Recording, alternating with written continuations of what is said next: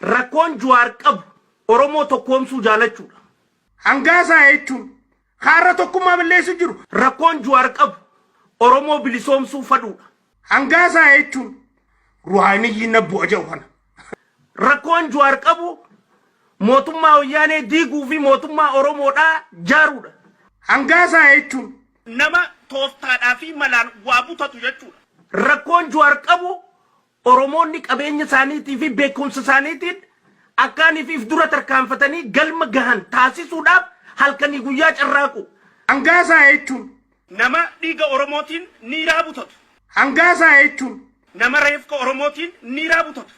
Hangaasaa jechuun awwaallee hinaaftuu maraattuu bututtuu qanyuur mana keessatti akka seexaana kophaa jiraatu. Rakkoon Jawaar qabu dhugaa dubbachuudha. Hangaasaa jechuun basaasa badaadhaan irraa miti kan inni isin hime.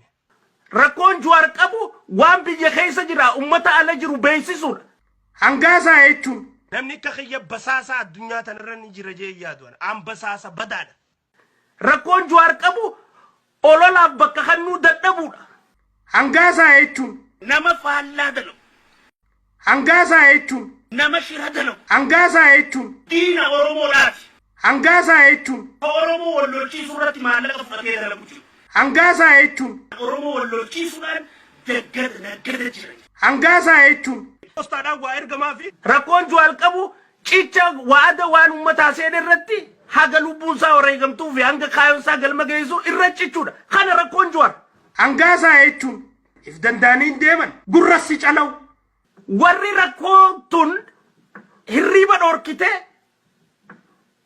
Jawaar balleessuudhaaf wal jaartee lafa jalatti deemaa jirti jechuudha.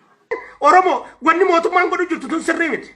Hangaasaa jechuun ololtuu sobduudhaa fi qeexuu bakka hundarraa waan hin taane namarra dhooftu. Hangaasaa jechuun hattuu dhokotte kan keessaatiif irraa bara. Hangaasaa jechuun maqaa afaan Oromoo dubbatuuf Oromoodha jennee hisaabuu hin qabnu jechuudha. Hangaasaa jechuun Oromummaan qabu. Hangaasaa jechuun irra jee boruun beeku. Hangaasaa jechuun taarra jee boruu falleessa. Hangaasaa jechuun taboru jawu iftaan falleessa. Hangaasaa jechuun wahuma takka jala sadiudaan hin deemu. Hangaasaa jechuun hattuu fi iyyaala turre. Qamalee mukaa gara mukaa utaalaan jettu isaa argitee fuqura.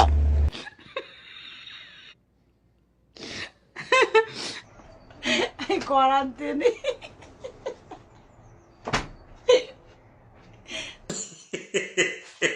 Naasamitti sin dhahe tokkoo keessanu.